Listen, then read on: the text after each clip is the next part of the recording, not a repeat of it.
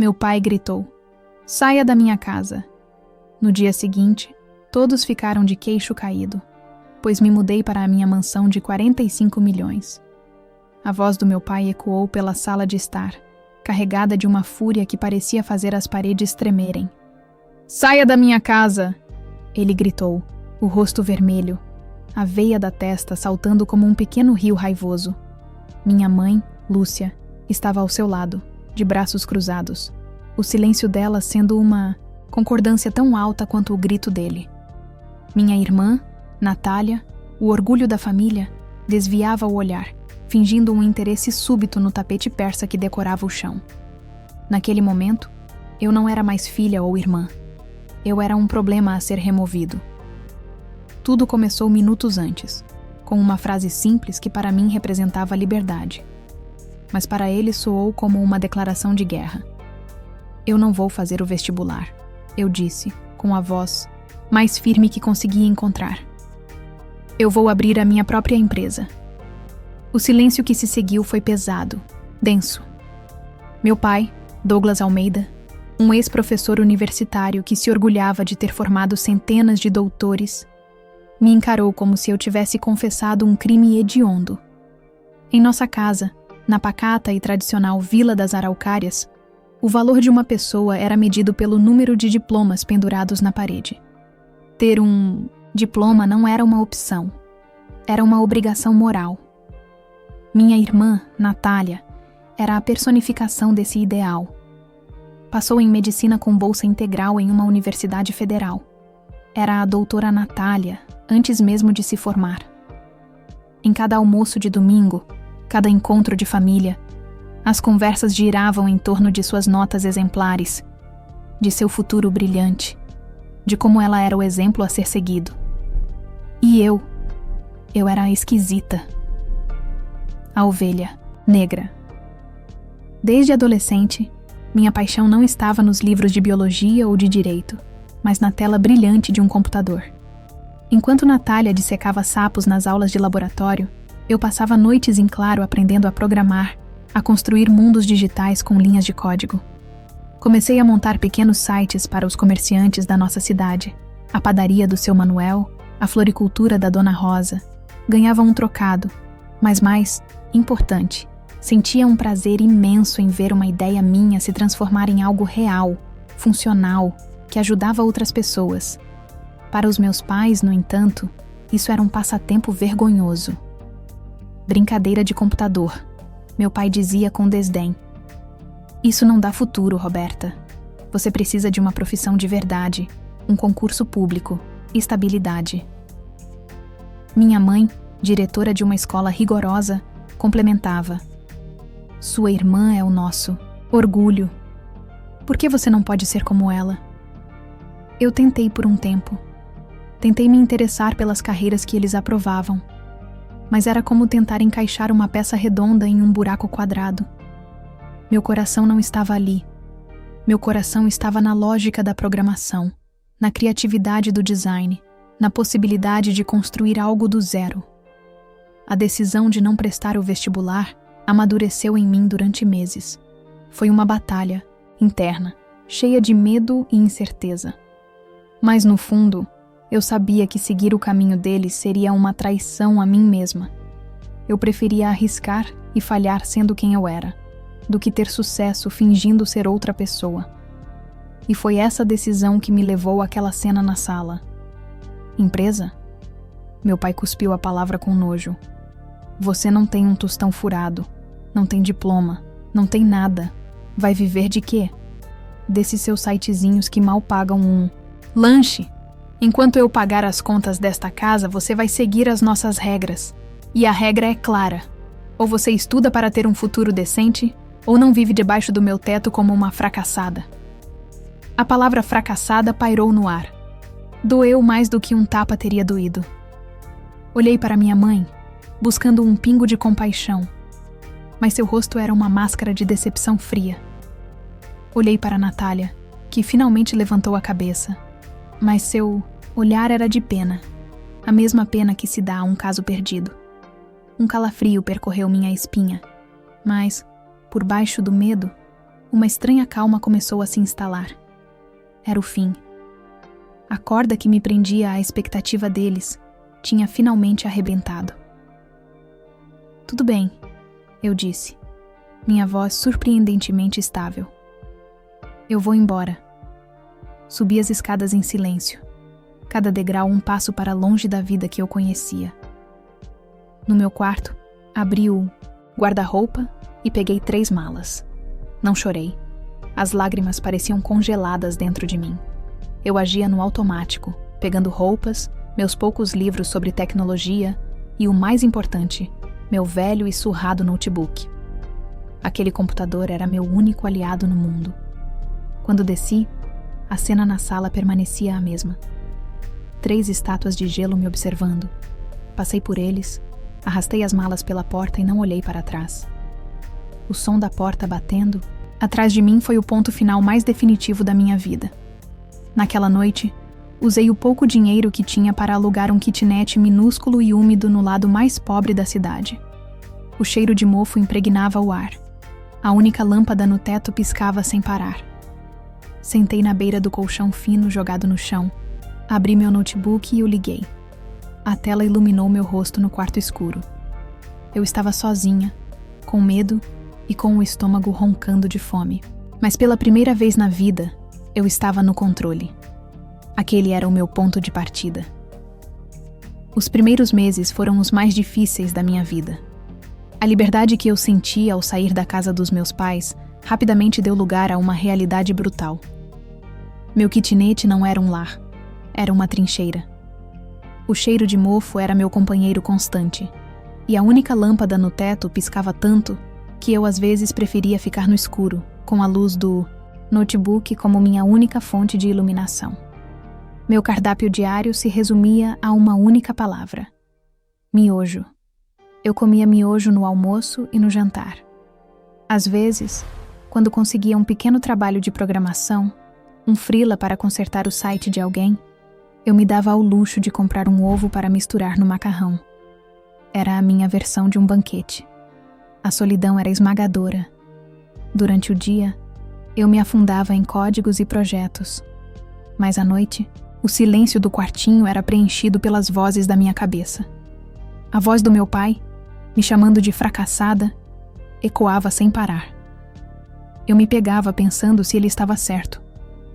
Talvez eu devesse ter engolido meu orgulho, feito o vestibular, escolhido um caminho seguro. Houve noites em que eu chorei de fome, de frustração e de puro medo, abraçada ao meu velho notebook como se ele fosse a única coisa que me restava no mundo. E, na verdade, era. Em um desses dias de desespero, com apenas alguns reais na carteira, saí para caminhar, para não ter que encarar as paredes do meu cubículo. Passei por uma feirinha de artesanato na praça. Vi uma senhora, com mãos enrugadas pelo tempo, vendendo bonecas de pano lindíssimas. Ela tinha um talento incrível, mas sua barraca estava vazia. As pessoas passavam, olhavam, mas poucas compravam. Fiquei observando e senti uma pontada de reconhecimento. Ela tinha um produto maravilhoso, mas não tinha alcance. Assim como os comerciantes para quem eu fazia sites. Naquele momento, uma ideia começou a se formar. E se eu criasse um lugar onde todos esses artesãos pudessem vender seus produtos para o Brasil inteiro?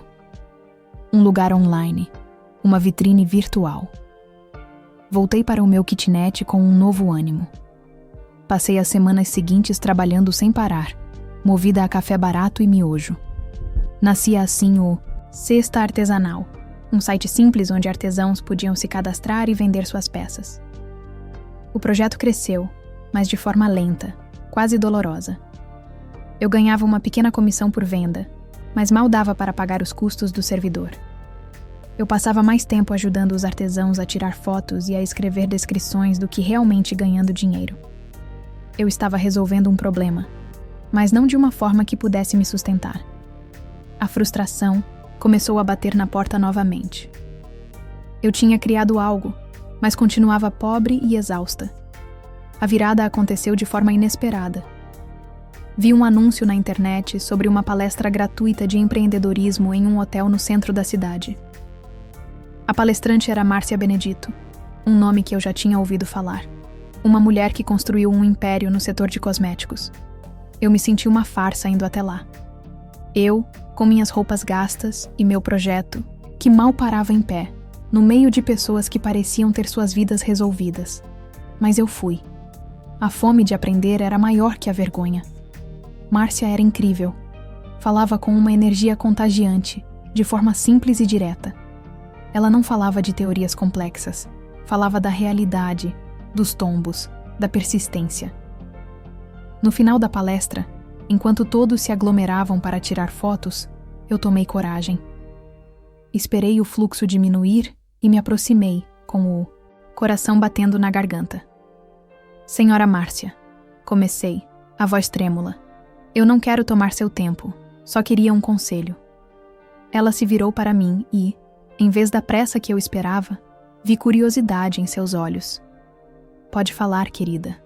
Com a boca seca, expliquei em 2 minutos sobre o cesta artesanal, sobre os artesãos, sobre minha dificuldade em fazer o negócio decolar.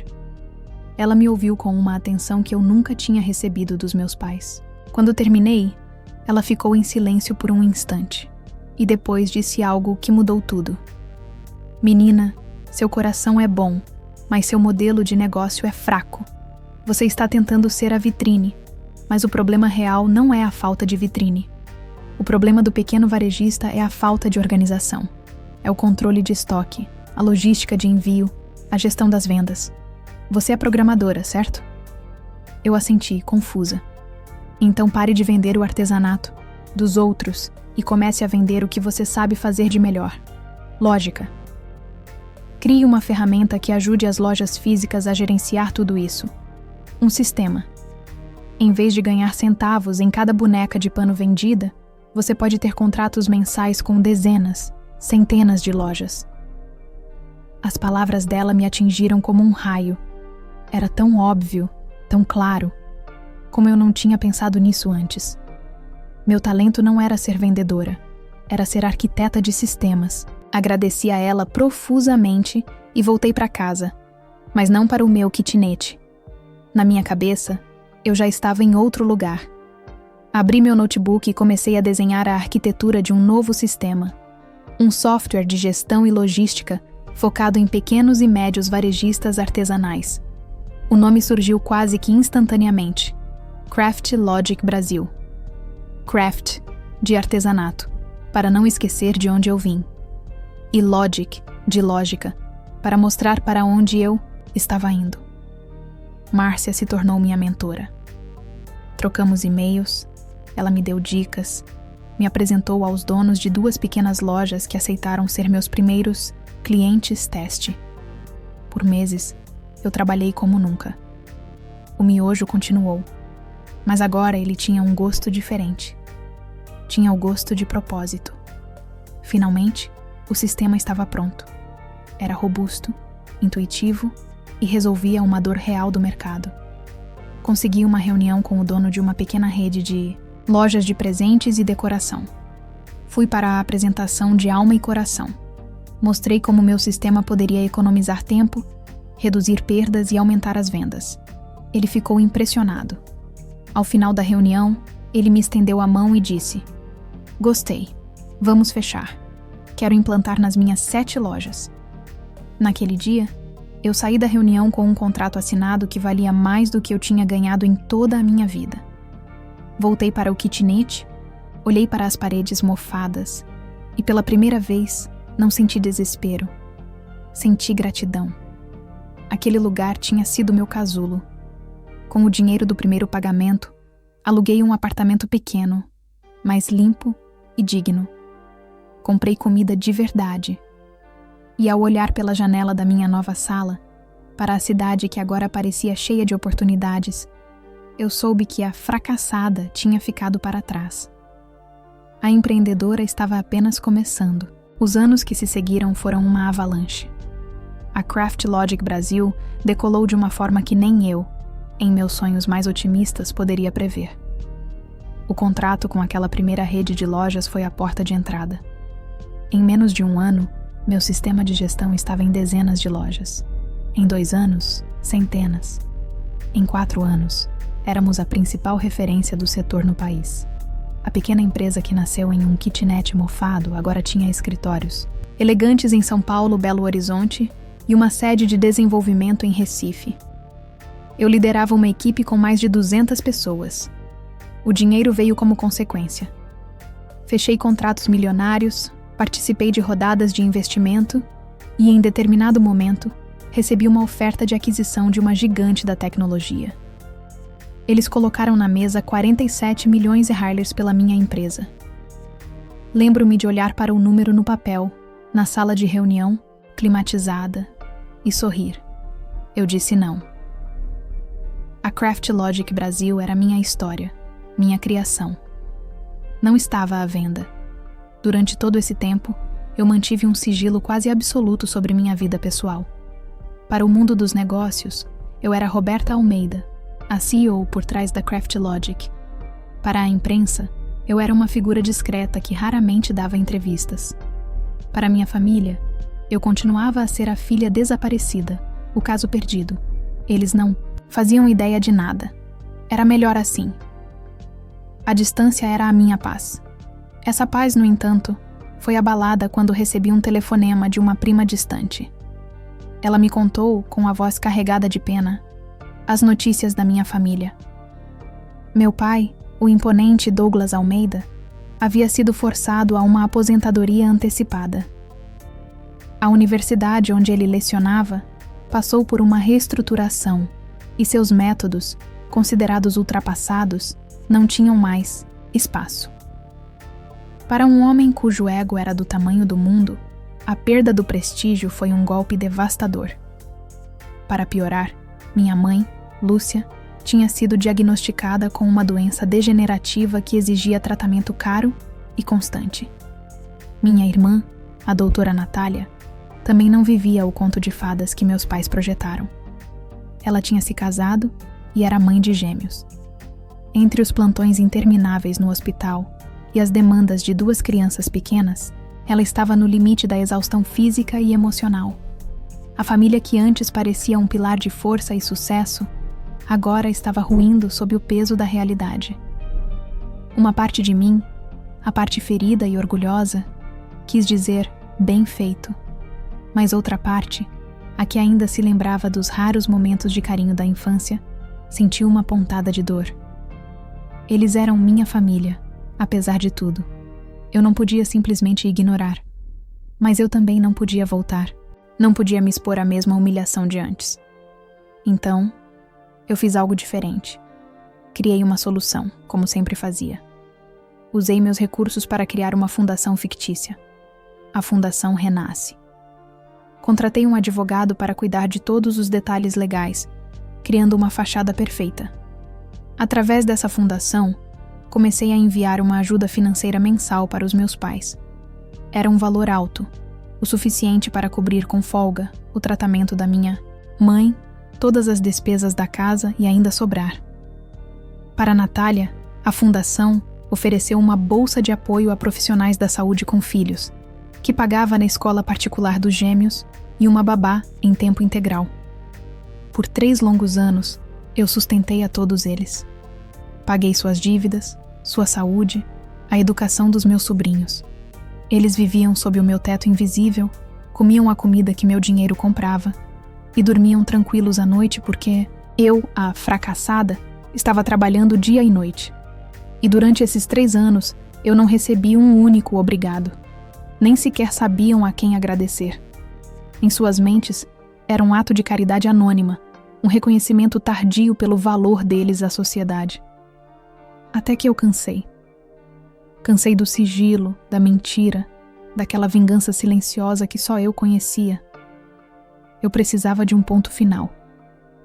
Liguei para Natália e, com a voz mais casual que consegui, sugeri um jantar, para colocar o papo em dia. Ela pareceu surpresa, mas aceitou. A cena do jantar era surreal. Eu estava de volta à mesma sala de onde fui expulsa, a casa que agora era mantida por mim. A decoração era a mesma, mas a energia era diferente. Meu pai parecia menor, envelhecido. Minha mãe sorria com esforço, a doença marcando seu rosto. Natália me olhava com uma curiosidade cautelosa. A conversa foi superficial e estranha. Eles me perguntaram o que eu andava fazendo, se tinha arrumado um bom emprego. Eu respondia com evasivas. Então, durante a sobremesa, meu pai levantou a taça de vinho e disse, com um ar de nobreza sofrida: "A vida nos deu golpes duros, mas, felizmente, ainda existe gente de bem neste mundo. Essa fundação renasce. Foi um presente dos céus, uma prova de que o trabalho de uma vida inteira, meu e de sua mãe, não foi em vão." Aquele foi o gatilho. Respirei fundo. Coloquei meus talheres no prato e olhei para cada um deles. "Pai", comecei, com a voz calma e límpida, "não existe Fundação Renasce." Ele me olhou, confuso. "Como não? Que absurdo é esse?" "Fui eu", continuei, sem desviar o olhar. "Eu criei esse nome. O dinheiro que paga o tratamento da mamãe, que paga as contas desta casa, que paga a escola dos gêmeos, vem do meu trabalho, da minha empresa. A brincadeira de computador que o senhor tanto desprezou." O silêncio que caiu sobre a mesa foi total. Natália deixou o queixo cair, os olhos arregalados. Meu pai ficou pálido, depois vermelho, depois pálido de novo. Ele abriu a boca, mas as palavras não saíram. Foi minha mãe quem quebrou o silêncio. Sua voz era fria, desprovida de qualquer emoção que não fosse um pragmatismo cortante. "E essa ajuda?" ela perguntou. "Vai continuar?" Aquela pergunta me libertou. Não havia gratidão, não havia remorso, não havia amor, apenas interesse. Meu pai finalmente encontrou a voz, e ela veio carregada do mesmo veneno de anos atrás. "Mentirosa!" ele gritou, batendo na mesa. "Você acha que vamos acreditar nisso? Você, a fracassada, veio aqui para nos humilhar, para jogar na nossa cara. Você é uma vergonha." Eu me levantei. A serenidade que eu sentia era quase assustadora. Eu não tinha mais nada a provar para eles. Olhei para minha mãe e depois para meu pai. "Quem me vê como uma vergonha?"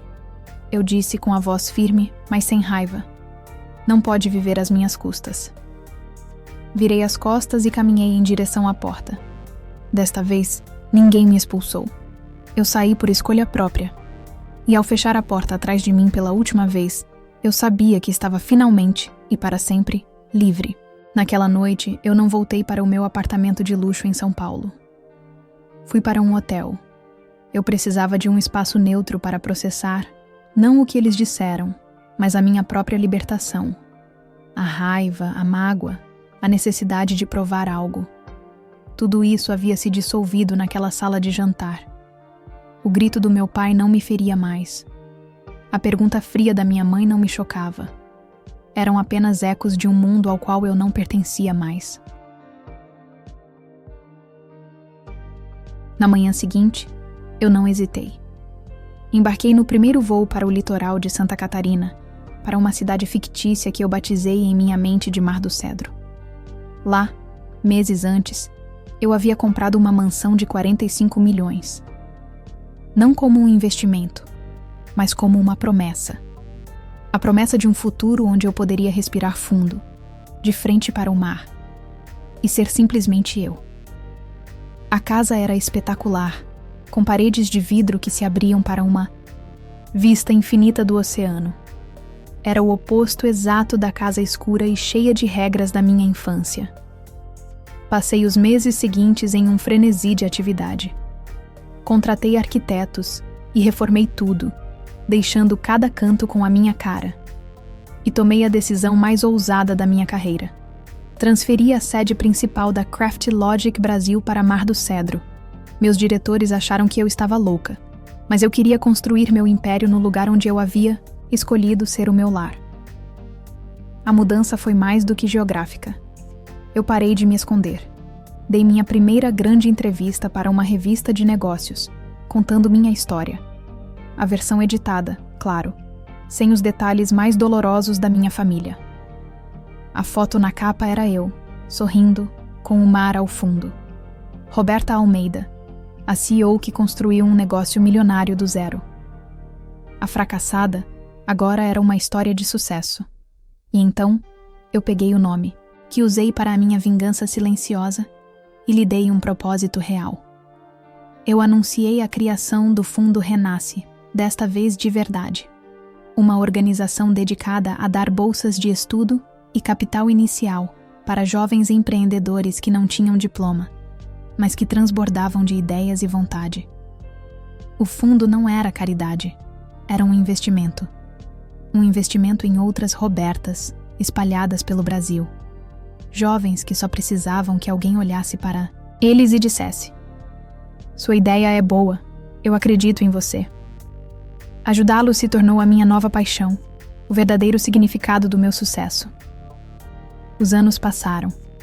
A dor da ruptura com minha família se transformou em uma cicatriz distante. Então, um dia, meu telefone tocou. Era Natália. A voz dela era diferente, mais mansa, mais cansada. Ela pediu desculpas.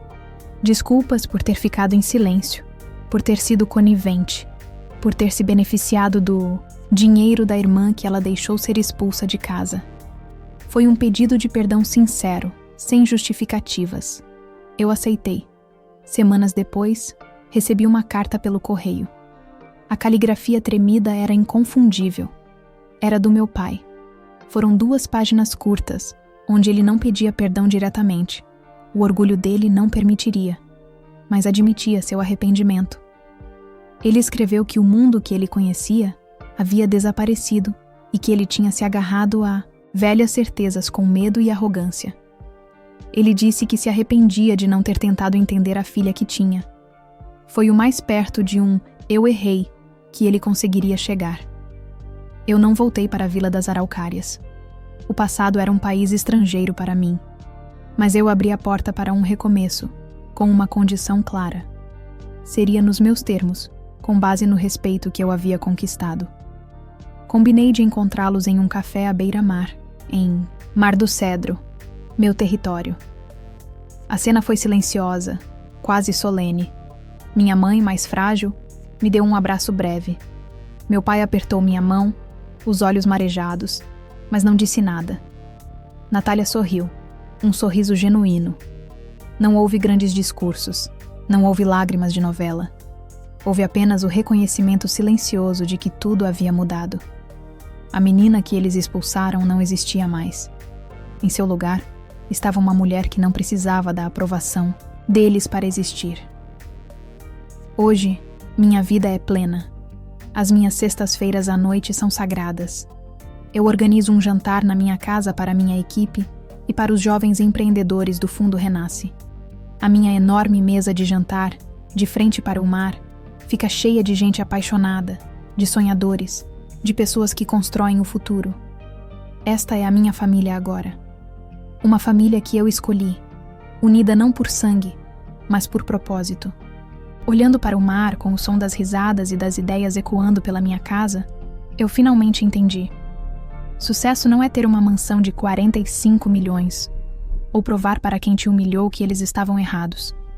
Sucesso é olhar para a sua vida, para as suas escolhas, e sentir paz. É viver com verdade, sem máscaras, e entender no fundo da alma que você não precisa nascer em uma família perfeita para construir uma vida inteira, plena e autêntica. Você só precisa acreditar em si mesmo quando ninguém mais acredita. E isso vale mais do que qualquer fortuna.